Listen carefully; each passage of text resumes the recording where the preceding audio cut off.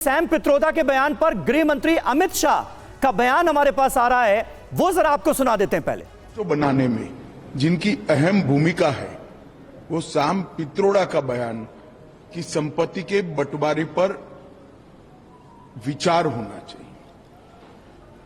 America का हवाला देते हुए इन्होंने कहा कि 55% संपत्ति सरकारी खजाने में जाती है। अब जब प्रधानमंत्री जी ने ये मुद्दा उठाया, राहुल गांधी, सोनिया गांधी और पूरी कांग्रेस बैकफुट पर आई कि हमारा मकसद ये नहीं है। परंतु आज सैम पित्रोदा जी के बयान ने कांग्रेस का मकसद देश के सामने स्पष्ट कर दिया है। वो देश के जनता की निजी संपत्ति का सर्वे कर निजी संपत्ति को सरकारी खजाने में डालकर जो उन्होंने यूपीए के शासन में तय की थी प्रायोरिटी कि देश के संसाधन पर सबसे पहला अधिकार माइनॉरिटी और उसमें भी मुस्लिम लोगों का है, उस प्रकार से इसका बंटवारा करना चाहती है। मैं मानता हूं कांग्रेस पार्टी या तो अपने मैनिफेस्टो से इस बात को विड्रॉ करे या उन्होंने स्वीकार करना चाहिए कि यही उनका मकसद है। और देश की जनता को भी मैं अपील करना चाहता हूं, इनके महत्वपूर्ण नीति निर्धारण करने वाली लोगों की टीम के मुखिया सैम पित्रोदा के बयान को देश की जनता गंभीरता से ले। इनके मन में छुपी हुई मनसा क्या है आज बाहर आ गया है। इसका कॉग्निजेंस, इसका संज्ञान देश की जनता ने लेना चाहिए। और कांग्रेस पार्टी अगर ये नहीं करना चाहती तो अपने मैनिफेस्टो से सर्वे की बात को विड्रॉ करना चाहिए, ये घोषित करना चाहिए। हमारी प्रायोरिटी माइनॉरिटी नहीं है, हमारी प्रायोरिटी गरीब है, जो हमारे देश के प्रधानमंत्री नरेंद्र मोदी जी ने कहा है। देश के संसाधन पर सबसे पहला अधिकार देश के गरीब का, दलित का, आदिवासी का और पिछड़े का है।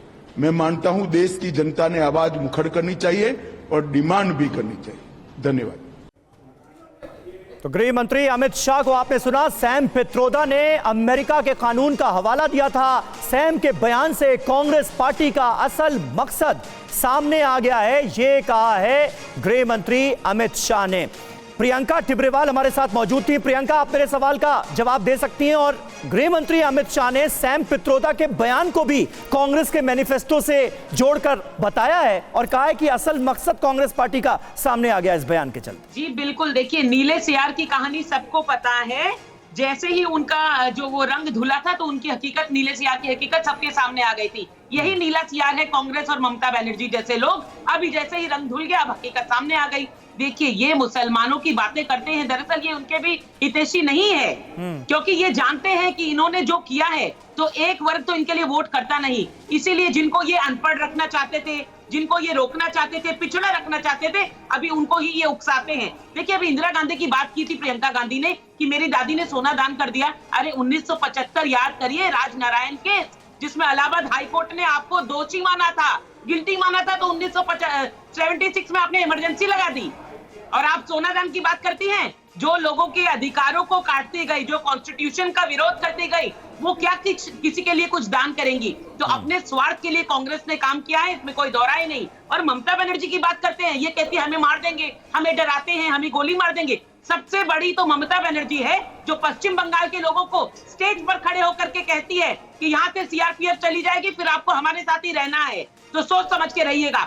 ममता बनर्जी कहती है कि आज जो बीजेपी कर रहे हैं, कल अपनी छाती पर लिख के घूमेंगे कि हमने कभी बीजेपी नहीं की। ठीक है, जल्दी से सुब्रांश कुछ कहना चाह रहे हैं, क्योंकि वक्त की कमी हो जाएगी, फिर वो अपनी बात नहीं रख पाएंगे। सुब्रांश,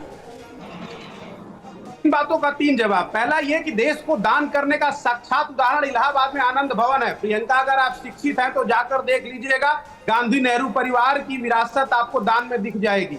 एक दूसरा, आपने बिल्कुल सही कहा नीले सियार की बात, क्योंकि नीले सियार में आपने चरित्र बदल दिया। नरेंद्र मोदी जी बात तो गरीबों की करते हैं, आदिवासियों की करते हैं, किसानों की करते हैं, लेकिन 16 लाख करोड़ रुपया माफ अपने चंद अमीर दोस्तों का करते हैं। ये आपके नीले सियार भारतीय जनता पार्टी की कड़वी सच्चाई है।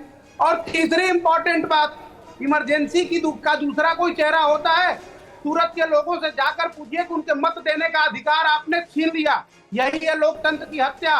पहले आपने प्रत्याशी को ऊपर गन पॉइंट लगाया, उसके रिश्तेदारों को पकड़ा, चुनाव पर्चा रद्द कराया, वहां नोटा नोटा डाला गया है पर्चे में।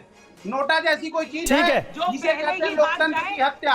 ये है, अब आपकी विदाई तय है, आप चाहे जो मनोज फड़फड़ाइए।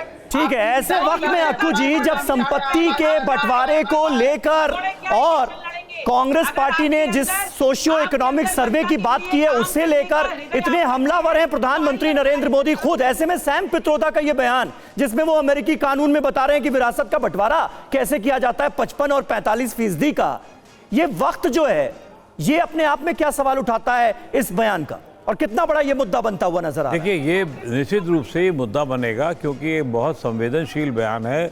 आज देश का एक बहुत बड़ा वर्ग मिडिल वर्ग है और मिडिल क्लास के पास पैसा चाहे उतना ना भी हो, लेकिन वो जो उसने एक छोटा सा घर भी बनाया होगा तो उसके इस ध्वनि निकलेगी कहीं ऐसा ना हो कि ये भी चला जाए। आज की तारीख में अब ऐसा नहीं है कि चुनाव सिर्फ जो है लाभार्थी वर्ग पर ही है, वो उतना ही मिडिल क्लास पर भी फोकस है।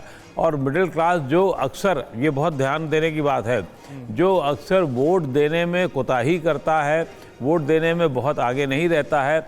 और अभी का जो एक रिपोर्ट भी आई थी कि जिस पर पूरा चुनाव फोकस है 18-19 साल के बच्चों पर, वो इस बार या अभी उसका इतना उत्साह नहीं दिख रहा है कि वोटर कार्ड तक बनवाए। तो वो उसको जोड़ने की कोशिश में और अपना वोट बैंक बिल्कुल पक्का करने के लिए ये बयान काम आएगा भारतीय जनता पार्टी के लिए, मुझे तो साफ साफ लगता है। और उसको एक बहुत, सैम पित्रोदा ने एक बहुत बड़ा हथियार भारतीय जनता पार्टी को दे दिया है।